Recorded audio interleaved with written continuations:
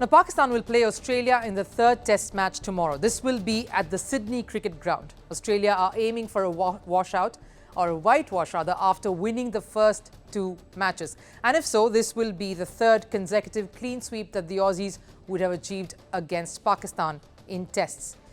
Pakistan, on the other hand, are still upset about the second test. They came close to levelling the series, were on track to reach the target set till man in form Mohammed Rizwan got out. Had he stayed, things might have taken a different turn, which is what Pakistan believe. Now, they were at 219 runs and were trying to chase down a 317-run target. Mohammed Rizwan was at 35 runs and was looking comfortable and solid. He was up against Australian captain Pat Cummins. Cummins bowled a bouncer that Rizwan tried to duck. The ball went extremely close to Rizwan's bat, and once it hit the mitts of wicketkeeper Alex Carey, the Aussies shouted for an appeal. The on-field umpire declared not out. So Australia challenged the decision and asked for the third umpire review. The ultra edge showed a spike when the ball passed Rizwan's hands. Then the third umpire referred to infrared. The images showed a white spot on Rizwan's wristband, which is a part of the glove. Rizwan was declared out. He immediately started discussing the third umpire's decision with the on-field umpire. Eventually, Rizwan went back to the dugout. He had no choice, frustrated over being dismissed unfairly, or so he believed. Australia went on to win the match by 79 runs, but Pakistan were not happy one bit. Pakistan's cricket board head Zaka Ashraf said he will raise the matter with the International Cricket Council, or the ICC. Ashraf says that many unfair decisions were taken against Pakistan due to technology. Pakistan's newly appointed team director, Mohammad Hafiz, was visibly upset. Here's what he had to say after the match. If you look at the entire game, there were very inconsistent decisions by the umpires. We play this beautiful game of cricket with natural instincts, and we all know the basics of the game. However, Hafiz clarified that he was not against technology. He was just against some decisions that are made solely on what technology reflects. I am not against technology in the game, but if it brings doubt and confusion, it is not acceptable. Some decisions were not understandable. The ball hitting the stumps is always out. I will never understand why there is an umpire's call. After the match, Hafiz was seen having a chat with Rizwan. That's when the batter told him that the ball never really touched his glove. He never felt it.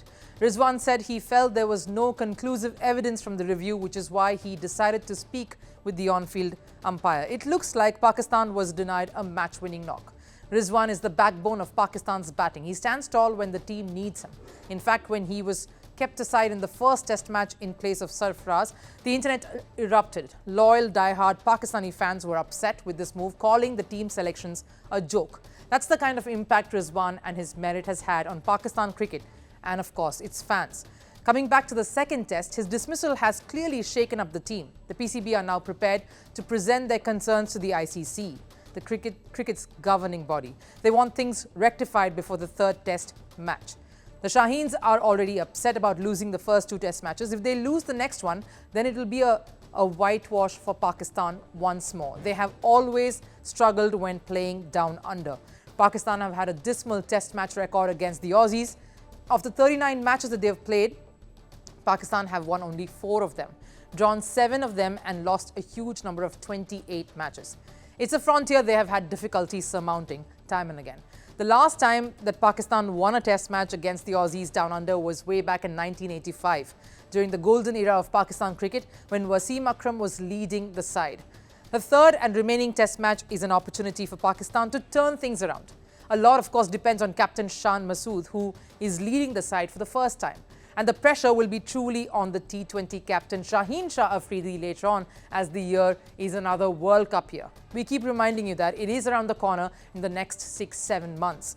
There's a lot of chatter going on about that back home. Former cricketer Shahid Afridi has expressed his preferred choice to lead Pakistan in T20 matches. Afridi said that he was impressed by Mohammed Rizwan and thought that he would be the perfect leader. Afridi even joked that Shaheen Shah Afridi, who is also his son-in-law, became the T20 captain by mistake. He says, and I quote, "I admire Rizwan's hard work and focus level. His best quality, which I like most, is only focusing on his game and paying no heed to who is doing what and what not. He's really a fighter. I wanted to see Rizwan as the T20 captain, but Shaheen became the skipper by mistake."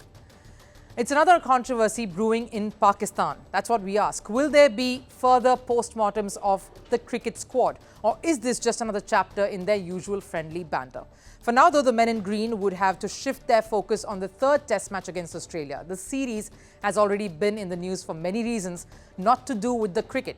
Starting with the wrong nomenclature used on the scorecard to refer to Pakistan team in the warm-up game. The word used was Paki, for which they were quick to send out an apology. Then, of course, it was Australian opener Usman Khwaja's message for humanity, which drew the wrath of the ICC. After that came the post-match conference banter, where Pakistan captain Shan Masood said they were the better team, which got Australian captain Pat Cummins to retort that it didn't really matter because they were the team that won. Now it's Mohammed Rizwan versus technology. Let's hope that the third test match has all these elements in it, but along with that, some good cricket.